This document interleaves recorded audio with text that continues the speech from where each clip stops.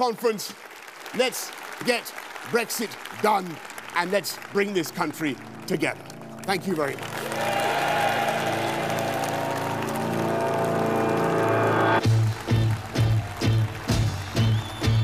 You're everywhere and nowhere, baby.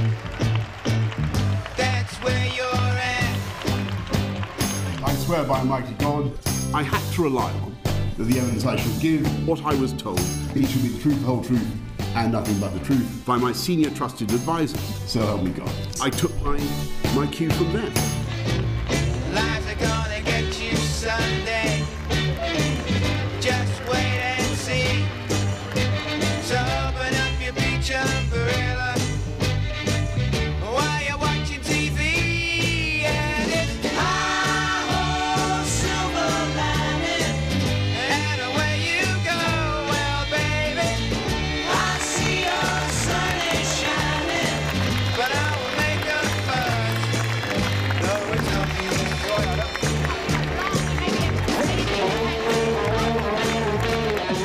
His fictional party was a business meeting.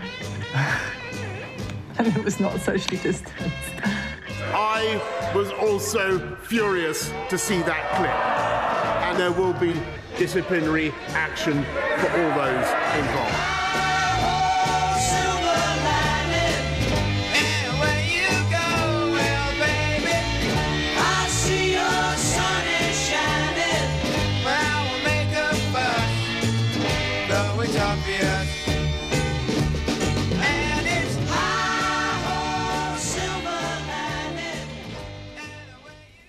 Good evening.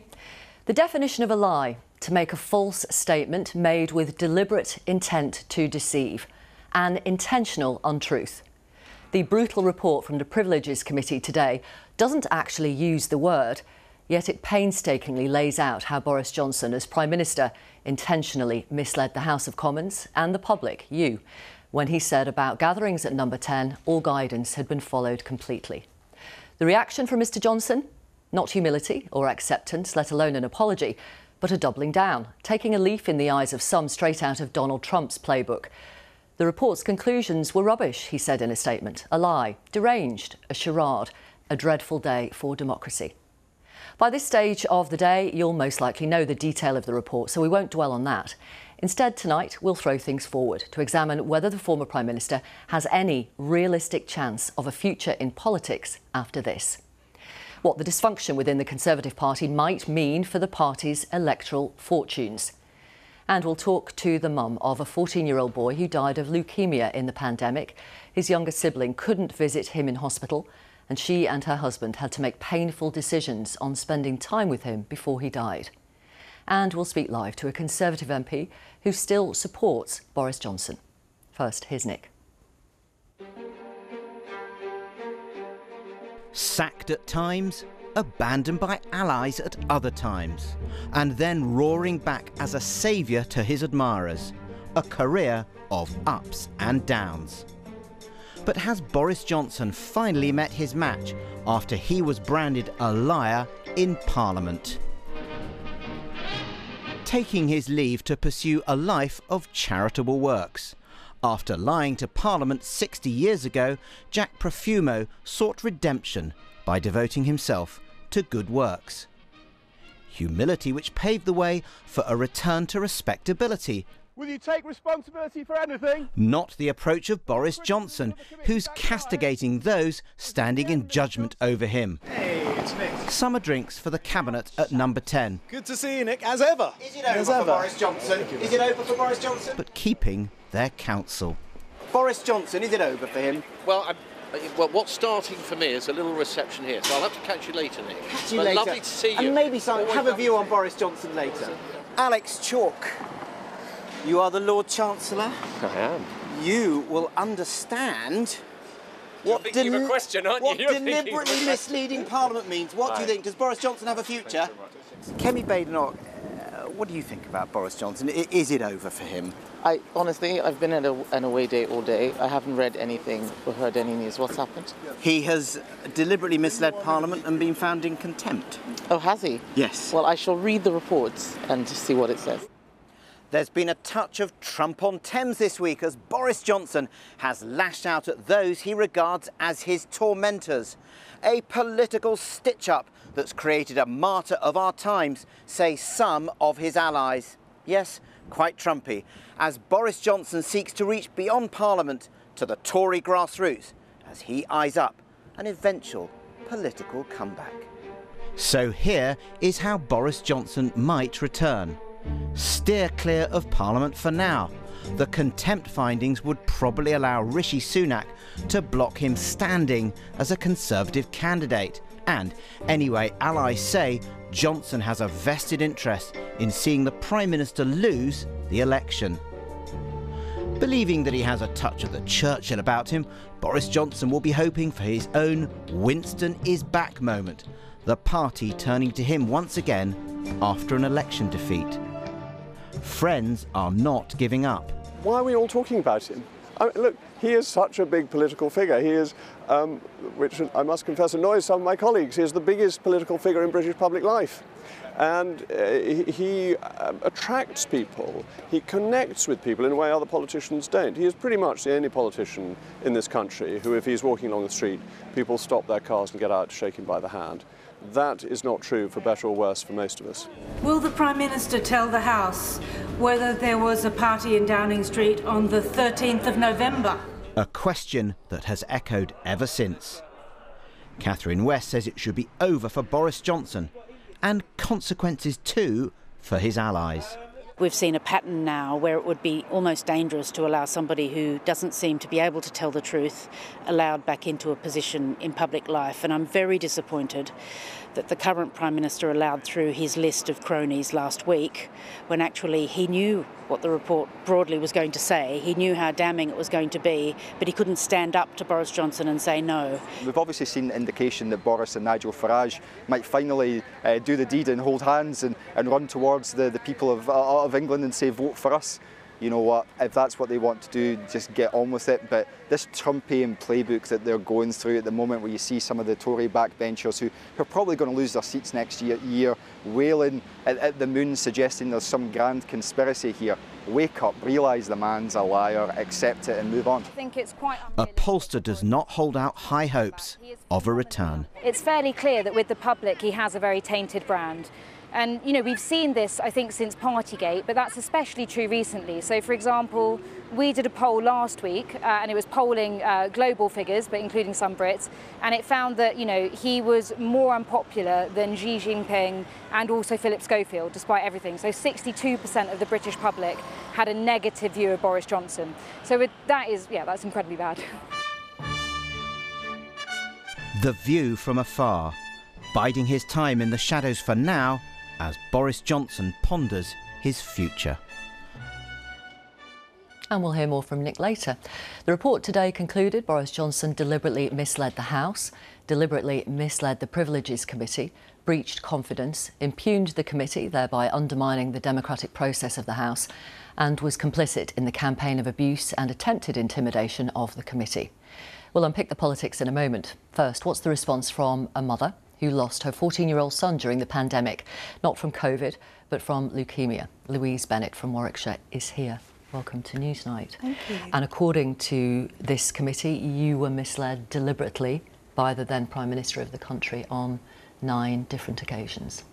Yeah, and I think looking at Boris Johnson in Parliament when he was talking about it, it was clear that he was lying. There was no way that those facts that we were presented with could be construed in any other way. But you watched it and you were like, well, actually, this is the Prime Minister. The Prime Minister is standing at the dispatch box and saying that things categorically didn't happen. So you almost start to sort of question yourself and think, well, maybe the rules, maybe it was me that misinterpreted the rules. Maybe, we were being overcautious. So I think it's really important that today somebody or the committee has stood up and said, no, you did the right thing, you were behaving properly, and he has lied to you to just save his career for a little bit longer. When the pandemic began, your boy, Fred, 14 years of age, was being treated in Birmingham Children's Hospital and later Great Ormond Street. And you and your husband had to make very difficult decisions, painful decisions about who would spend time with him in the final weeks of his life. Yes. So for a while we were able to swap over. So one of us could stay with Fred while the other one was at home. As the pandemic progressed, the rules changed so that when we went to Great Ormond Street, only I was allowed. My husband wasn't allowed in the hospital for quite some time. And then Fred's condition deteriorated so badly that the hospital decided that my husband was allowed to come. So we could be together for, I think, possibly the last sort of 10, 11 days of Fred's life. But our younger son, who was having to bubble 100 miles away, with my family, didn't see Fred for the last sort of 3 to 4 weeks of his life. How do you feel about that? I think we have got some beautiful pictures of Fred, actually. Yeah. I mean, obviously it was really difficult, and it was always going to be a heartbreaking and really difficult thing to go through. COVID made it far more complicated and far more traumatic and far more difficult. But we understood why that was necessary. We wanted to keep everybody safe. We wanted to keep the hospital staff safe, who were doing incredible things and going to incredible lengths to look after us. So we had no problem with obeying the rules because they needed to be obeyed. It was an unprecedented situation that we had to deal with. What's your message to Boris Johnson, if you have one? I think my message to Boris Johnson was that our morale really needed boosting, and the morale of every doctor and nurse who looked after us at that time really needed boosting. In the time Fred was in hospital and in the months afterwards when we were grieving at home by ourselves, we didn't have cheese and wine in the party after Fred's funeral. We went home by ourselves because that was what he told us to do. Thank you very much for being with us, Louise Bennett. Brendan Clark-Smith is here. We'll talk to him in a moment. I just want to tell you a little bit more about Boris Johnson's statement. He said today was a dreadful day for MPs and democracy. This decision means no MP is free from vendetta or expulsion on trumped-up charges by a tiny minority who want to see him or her gone from the Commons. Mr Clark-Smith was elected as MP for Bassetlaw in 2019, a seat that had been Labour since the 30s, and you credit Mr Johnson for that win, I know. How do you respond, first of all, to Louise Bennett? Well, first of all, I'm very sorry to hear about Fred, and you have my sympathy. And as a parent, I can imagine it must be the absolute worst thing in the world. I was bereaved during COVID as well. But exacerbated by the fact that the Prime Minister was lying to him. But as was, of course, Boris Johnson. He spent time in ICU himself, of course. I'm sure he completely understands. But again, exactly what this is about today, this is about Parliament in particular. And, you know, we're not re-examining COVID as a whole. Lots of tragedies happened during COVID all around the world. It's a terrible thing, of course, and we tried our best with that. Do you want to say anything about the fact that the committee, the report, which Boris Johnson has called a lie, you have called the report spiteful, vindictive, and the committee a kangaroo court? I mean, why are you indulging in what the committee calls a campaign of abuse and intimidation? Well, I'd say they've overreached as well there. And again, it was very specific parameters. They were looking at what he said in Parliament. Now, Boris Johnson, he's given evidence to the committee. He's sent evidence in there as well. And he's been very clear. And they decided he lied. He misled on 9 occasions. But unless they've got a crystal ball, how they can know that he intentionally did that, I don't know. I don't know what other people are thinking, of course, and what Boris Johnson said. Have you read this report? I have, and the information that Boris Johnson was given by people who he'd asked for that and he was briefed on. Now, this happens all the time with ministers where they will go to the dispatch box, they will give a statement on something, and sometimes the facts will change later on. They'll find out extra information, they will come to the dispatch box, they will correct the record, as Boris Johnson did. He didn't do that, according to this report. He didn't do that. Well, Boris Johnson corrected the record at least a couple of times. No, not according to the committee's report today. Are you sure you've read it? Well, which specific bit are we referring to that he didn't correct? They said he purported to come to the Commons and correct the statement. But they weren't satisfied he had. That was another contempt.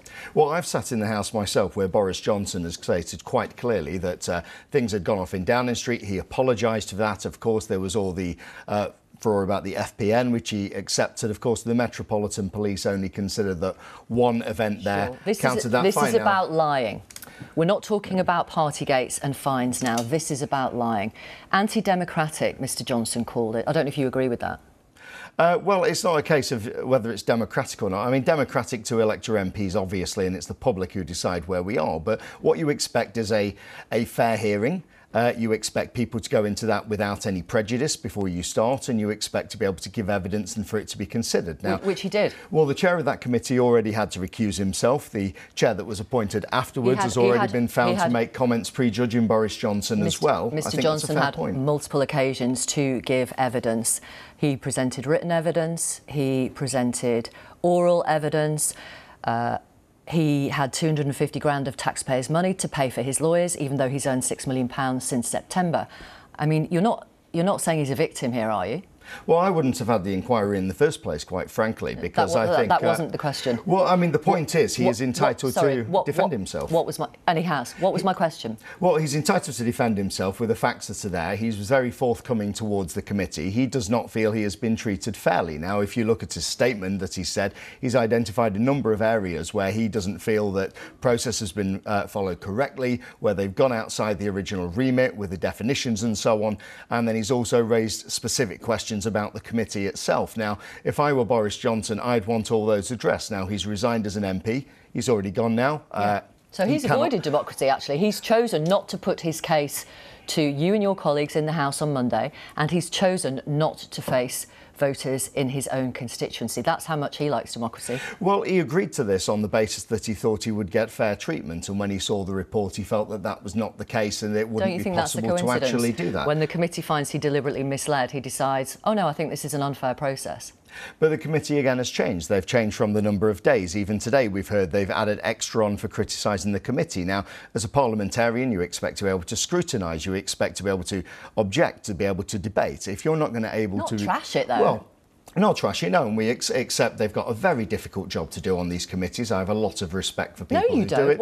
You're calling them a kangaroo court. Don't be disingenuous. Well, you don't have respect for them. Well, I said I'd read the report first. I did that. I read the report when it was published, and then when I've looked into it. And if we're talking about courts, Victoria, if this were a real court of law, this would have been thrown out straight away. There is no way, on the basis that this has been set up, in terms of how it's decided, in terms of the evidence is there, that this would pass the threshold. You're a member of the House of Commons. Parliament instructed the committee to do this. Boris Johnson set the Privileges Committee up. There is a debate and a vote on Monday on the report. You'll be voting against it. I certainly will, yes. Why don't you want to stand up for honesty and integrity in public life? Well, that's what I feel as I'm doing. Now, the easiest thing in the world would be for me to either not be there on Monday or to nod it through. Instead, I'm standing up for what I think is right. And I think when you actually stand by people, that's when it actually shows some real integrity, because what we're doing is defending colleagues. Now, if it were another colleague in the House of Commons who had the same thing, I would expect them to get a fair hearing as well. I don't believe Boris Johnson has. Those Conservative colleagues that vote for this report on Monday, assuming they turn up, should they face deselection, as Nadine Dorries has suggested? Well, it's a free vote, and I think it should stay a free vote. It's a House matter, it's not a party political matter. Should they face deselection in their constituencies? No. I mean, I think it's for individual constituencies to speak to their members of Parliament about how they feel, about what promises they've made, and about what they think is reasonable and with their own consciences. So I would never go as far as saying that, no. But what I would say is that I think they should look at it. I think they should make their own decision on it. And certainly I would urge them to vote against this, because I do think it has gone too far. I think it is spiteful and vindictive. Taking his parliamentary pass away from him as a former Prime Minister is quite unprecedented. Yeah, because he was a Prime Minister and he misled the House and the country. That's why they're suggesting a suspension of 90 days and removing the pass. It's all the more serious, the committee said, because he was the Prime Minister. But of course most of this is for the criticism of the committee. Margaret Ferrier, of course, only had 30 days suspension. This is I think it's the second biggest one they've ever issued. Yeah, this was the Prime Minister of the country, lying to the country on multiple occasions. But they've not provided a single shred of evidence to say that Boris Johnson knowingly did this. Now, they can surmise and they can suggest that he's done it, and they can put forward and repeat it a lot, and most of us have seen this in Twitter over recent weeks. So when we talk about confidentiality, I think there's certainly an issue there as well. I don't believe Boris Johnson did. I think he said, to the best of his abilities and what he'd been provided with, I think he corrected the letter later. And I hope on Monday this will be voted down, and I'll certainly be encouraging colleagues to do that. Thank you very much for being with us. Thank you. Brendan Clark-Smith. Now we can speak to Lord Barwell, who is a former Housing Minister and former Downing Street Chief of Staff to Prime Minister Theresa May. Thank you very much for your patience and for being with us.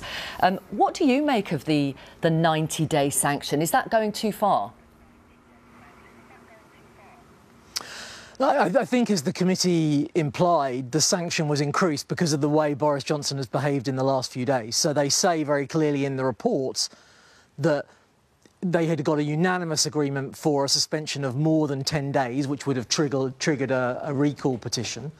But they then increased that suspension because of the campaign of intimidation that he has directed against the committee over the last few days. One anonymous supporter of Boris Johnson described it as a punishment beating. I wonder if that narrative of Mr Johnson being persecuted makes it easier for supporters to rally round him and his cause. It's straight out the Donald Trump playbook, isn't it, essentially, that you deny, there's no contrition at all, and you have a campaign of disinformation and conspiracy theories. That's what we saw in his letter on Friday. That's what we've seen from a number of his supporters over the last few days. I was very interested just to hear Brendan just then say that if it was up to him, he wouldn't have had the inquiry at all. It is perhaps worth reminding your viewers that the House of Commons voted to have the inquiry and not a single MP objected to that, and they approved the members of the committee and not a single MP objected to that. So the whole House of Commons gave these members of Parliament on this committee this job to do. They've done the job incredibly thoroughly. They've taken repeated evidence from Boris Johnson.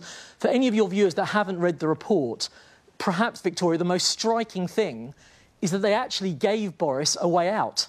They said to him, if you just say to us that actually you accept that this was a misleading phrase that was used, it's clear that they would have given a much lower tariff. But he refused, even at that point in time, to acknowledge what he's done is wrong. And that's why I think you've got the severity of the punishment you have. And you were quite right in what you said when you were questioning Brendan. This is an incredibly serious matter.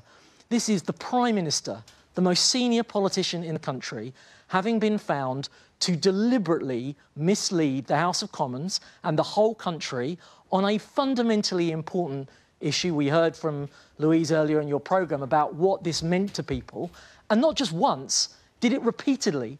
And then when brought before the committee to give evidence, misled the committee as well. So this goes to the heart of our democracy and how it works. If we can't trust the Prime Minister to tell the truth, or at least tell what he believes to be the truth, where are we? Let me ask you about the current Prime Minister. Not a word from Rishi Sunak today. What should he do now?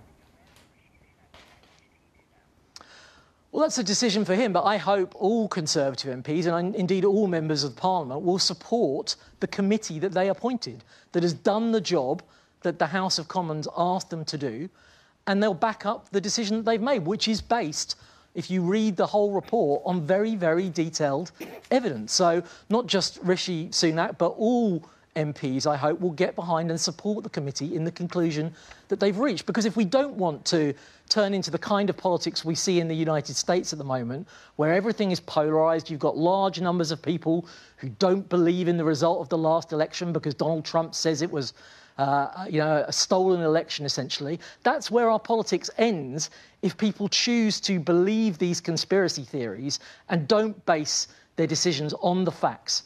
We've had a committee look into this in real detail, and they have come up with a damning conclusion about the way Boris Johnson behaved, and they deserve the support of the whole House of Commons. Thank you very much for being on Newsnight tonight. We appreciate you talking to our audience. Lord Barwell, thank you. Let's talk to Labour's Tulip Siddiq, who is here. Good evening to you. Good evening. Mr Johnson says he genuinely believed he was sincere at the time and was being honest with the House when he made those statements. What do you say to that? I don't believe him. The report is damning. You've seen it in detail, Victoria. The committee spent a whole year looking at the report, and the conclusion is very clear. Boris Johnson broke the law. He then lied repeatedly. He misled Parliament. He had opportunities to go to the committee and clarify what it was all about and give evidence. He refused that. Once the report was published and the conclusion absolutely 100% says Boris Johnson is a liar and he did mislead Parliament, he then, to make matters worse, refuses to apologise, refuses to accept this decision that a committee, a cross-party committee, has made, and instead doubles down on it using inflammatory language like a kangaroo court, witch hunt, saying that they're out to get him, it's malicious. It's disgraceful behaviour from a man who was Prime Minister. Is there a chance that this could end up essentially making Boris Johnson some kind of martyr? I have to say, when I was in my constituency today, and my predecessor, Glenda Jackson, died today, so we were speaking to lots of people, not one person had any shred of sympathy for Boris Johnson. And I'll tell you why, Victoria. The country listened to what the government was saying during the pandemic. Earlier on your show, you had this mother who'd lost her son. There were people who were telling me that they said goodbye to their parents over Zoom while the ventilator was being taken away, because we weren't allowed to see people. I mean, I also missed out on lots of big events, not funerals, but big events. Everyone made sacrifices during the pandemic, and they stuck to the law and listened to the government. Boris Johnson was Prime Minister. No one has any sympathy for him. He's not a martyr. He should apologise, and he also should apologise to the country as well. The Liberal Democrats are calling for Rishi Sunak to cut off Boris Johnson's 115 grand allowance that former Prime Ministers get. Is that something Labour would consider doing if you were to win the next election? I mean, I think we would consider it, but for now, I think the things that we would really like the Prime Minister, Rishi Sunak, to grow, a backbone and stand up to the former Prime Minister. There's a few things he should be doing. One is reversing the honours list. He really should be doing that. I'm not quite sure why the Prime Minister decided to agree this honours list before the report was published. OK. I mean, it looks like a grubby deal there. Should Boris Johnson have his parliamentary pass withdrawn? I think he should. I mean, he broke the law, he lied. He's in contempt of Parliament. Why should he have a pass? Should he be barred from national events where we see former Prime Ministers, like at the Cenotaph in November? I think we'd have to let events themselves decide whether they, want to invite him or not. I'm hoping after people read the report, they don't want him at their events anyway. Tulip Siddiq, thank you very much. Thank you. And Nick is here. There you are, there you are. What are you hearing tonight, Nick? Well, I would say there's growing confidence in Cabinet that it is absolutely over for Boris Johnson. I was talking to one member of the Cabinet and they were saying they expect members of this close-knit Boris Johnson group to turn on each other when those Cabinet ministers who expected a peerage realised that Boris Johnson was told very clearly the procedures that need to be followed. Boris Johnson says that wasn't the case. It was interesting, you saw I bumped into a number of Cabinet ministers outside Downing Street. They didn't want to say anything because they didn't want to poke him. But it's difficult, I think there's a consensus, it's difficult to see Boris Johnson coming back before the next general election. But he's hoping that Rishi Sunak will lose and then he will be seen as the saviour. I said this on Radio 4 about half an hour ago, got texted by a long-serving Conservative MP after I said that, and this person said about the idea of Boris Johnson eventually coming back, "You must be joking, it's over, finished, he's politically dead as a dodo, ended, full stop." Monday, what happens? Well, the report has to be debated by MPs. There is then the chance of a vote on that. It's a substantive motion. Do we approve this? What would happen is the Speaker would say, as many of that say, aye, you'll get a big cheer. The question is, how many shout no? Because the Boris Johnson, you heard Brendan Clark-Smith, they want to say no. But do they really want to show that he may, if he's lucky, possibly only have 20, maybe 30 supporters out of a parliament of 630. So yes, they want to say we don't like this, they'd love to register a no vote, but do they want to actually show what his level of support is? Thank you very much, Nick. Thank you. Now, Boris Johnson's rise was almost as remarkable as his recent rapid descent. Can any other politician claim to have better mastered the art of the photo op? Here's David with a reminder of his route to today. As a political figure, Boris Johnson's stardust is, or perhaps was, unrivalled. In City Hall, which provided the platform for his rise to number 10, he made headlines as much for his photo opportunities as his policies. Good copy and good entertainment, relentless demand for Johnson saw him pop up in Albert Square. Please call me Boris. It's lucky for me. And become a regular on comedy panel shows. Good evening and welcome to Have I Got News For You? I'm Boris Johnson. At almost every turn, his X factor was amplified by his vivid relationship with the media. Some believe Johnson's bluster and bravado helped him bypass proper scrutiny on his way to Downing Street. That was so smoothly done, wasn't it? A strategy spelled out by the man himself on the BBC in 2006. You shell them, you pepper the media. What you do is you've got to pepper their positions with so many gaffes that they're confused. It's like chaff, it's like a helicopter throwing out chaff.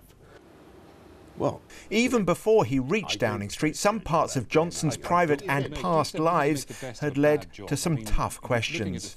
Making up quotes, lying to your party leader, wanting to be part of someone being physically assaulted. You're a nasty piece of work, aren't you? Well, Eddie, I think all three things I would dispute. But the consummate media operator was also unafraid to sidestep scrutiny when it suited him. During the 2019 election, at times, the everyman famously became a nowhere man. We have been asking him for weeks now to give us a date, a time, a venue. As of now, none has been forthcoming. No broadcaster can compel a politician to be interviewed, but leaders' interviews have been a key part of the BBC's primetime election coverage for decades. It was questions over Partygate that eventually led to some of Johnson's toughest public appearances in Parliament and on television. He is on the record saying under oath, you are lying, that you were warned about this event and you went ahead anyway, that you knew. I can tell you categorically, that nobody told me. But even through the turbulent last few days, the now former PM and former MP has managed to shape much of the media narrative about his downfall. His political career is over for now, but some believe we'd be mugs to imagine he might manage another comeback. Right, let's try and look ahead to what might happen next. We've got an expert panel of Westminster Watchers. Stephen Bush is Associate Editor and columnist at the Financial Times. Christine Calgie is Senior Political Correspondent at the Daily Express. And Joe Tanner is a Political Communication Strategist at AppCo Worldwide, who worked with Boris Johnson to get him into City Hall. Welcome, all of you. Thank you for your patience. Right, can we just pause for a second? Can you put today into context in terms of its significance? Well, I think actually today individually is not that significant, but the big significance this week is that when Rishi Sunak became Prime Minister, he had this idea of, I'm going to have this very broad cabinet, I'm going to try and hold the party together, I'm going to avoid anything that splits me on the right, splits me on the left. And essentially we've seen the end of that strategy this week. It did not work, bits of the government machine keep falling off, and we saw a very different approach starting on Monday, continuing through to today, of saying, actually, look, I am different from, well, not his immediate predecessor, but his predecessor but one. I'm going to set out a different approach. Now, I'm not saying I necessarily think that will end in election victory or will end particularly well for Rishi Sunak, but that does mean we're now in a very different phase of relations within the government, relations within the Conservative Party. So that's quite a big shift, I think. OK. What about you, Christian? So I sort of agree. I think really the big sort of explosive moment was Friday when Boris Johnson resigned, and I think it sort of pulled the rug from under the feet of the committee in a way. I think it sort of dampened the, how exciting today ultimately was. I think. Have you read the report? I did actually. Yeah. I did look. Obviously it's very interesting, but I don't think anyone in the country is going to change their minds. I think everyone going into today knew where they were. It was either a kangaroo court stitch-up or Boris Johnson was being proved to be a liar, as they've already known for many years now. What I would say is that there are 2 points. Firstly, I think the 90-day suspension thing is the best hope Boris can now cling on to in terms of galvanising support amongst the Tory grassroots. I.e., he's been persecuted. I think that is going to come across as so over the top. It's much more than Margaret Ferrier MP got for going between Scotland and London with actual it's totally COVID. Different, isn't yes, it? but it's also, it's the second largest, longest suspension since Keith Vaz, right? So I think a lot of people are going to feel aggrieved that it's as large as it was. And the second point, as I wrote about today, was that actually I think Rishi Sunak could come to regret this, because for many months now, Boris Johnson has essentially been taking a lot of political flack and attention from both the media and the opposition. And now he's out of Parliament. I think, desires for Tory pounds of flesh are not going to stop with Boris Johnson. And they're now going to turn onto Rishi Sunak, as we saw today, with questions about whether he misled Parliament over not attending parties when he actually received a fine. And that is going to go on for a lot longer. And Rishi Sunak might regret not having Boris around to take that flack. Do you agree with that, Joe, that assessment? I think the significance of today is that this is the start of the divide that's existed in the Tory party being ripped open again hugely. We're all going to be looking ahead, I think, to the weekend and the dissection of the report and, you know, claims and counterclaims about whether the evidence in the report actually stacks up the words. But then by Monday, we're in this interesting position of MPs who will have gone back to their constituencies, who will be told one way or the other by their constituency association chairman, by members about what they think. Their inboxes will surely be starting to pile up already, with people being concerned about which way they think that their MP should vote. And the fact that it's a one-line whip on Monday and the party not taking a particular view means that you're left with this kind of free-for-all, which on the one hand is good. On the other hand, everyone's going to be looking and saying, well, hang on a minute, what are the key players in the Tory party, the hierarchy, going to actually do? Yeah. In that sense, how much of a test is it for Rishi Sunak? It's a test in many ways, because it's not only a test about Boris and about, you know, about whether he's going to sort of put this clear water between them, but actually as Prime Minister, there's a dangerous precedent being set. You know, the committee talk themselves about the precedent being set with what they've actually done. And the problem with that is that's an issue for any minister, any Prime Minister, any future Prime Minister, even Keir Starmer if he gets in, as to how you're going to be treated. Well, all you have to do is, if you get something wrong, go back and correct it. Exactly, which is what he didn't do. It's not difficult, but it's about that precedent being set for a length of punishment. What do you think of that? I think actually in terms of the constitutional precedent, it's not that big of a deal because he had many opportunities to get out of it. But in terms of that divide in the Tory party and what MPs hear from their associations, if over the weekend lots of MPs start to think, actually, I've got to vote against this sanction because if I don't, my members will do something bad to me, then we are in for a prolonged period of internal war in the Conservative Party. If, however, and actually if you look at, say, the Conservative Home Survey, which, yes, it's not representative, but it tends to be a pretty useful straw in the wind, and they're saying, actually, no, look, it's time to move on. If that's what MPs hear from their members, because the interesting group to watch here are MPs in heavily Remain places where they fear the Lib Dems. Now, it would be in their interests to be able to vote against it. But if they think, well, if I vote against it, my association's going to eat me, they'll abstain. And I think either way, if we see people feeling they have to go and vote with Boris, that's quite an interesting sign. And if we see people who feel they can vote with their constituencies, that's quite an interesting sign. And the timing's interesting because there's still MPs waiting to be selected. So the problem is some MPs have actually already struggled with their selections because there's been a backlash about their actions, perceived actions towards Boris Johnson anyway. So you're going to see a bit more of that as well. So it is going to be, it's quite a challenge for MPs as to what they do next. How damaging could Boris Johnson be from the sidelines? You know, TV shows, hosting a TV show, a radio show, writing a column again? Well, you know, I think there are two aspects to that. The first is that he's not gone out in glittering circumstances, right? And also, I think the way he's gone out is going to be more offensive to the media class sensibilities that would hire him to do a TV show or a radio show. It's a bit more distasteful, the way he's gone out,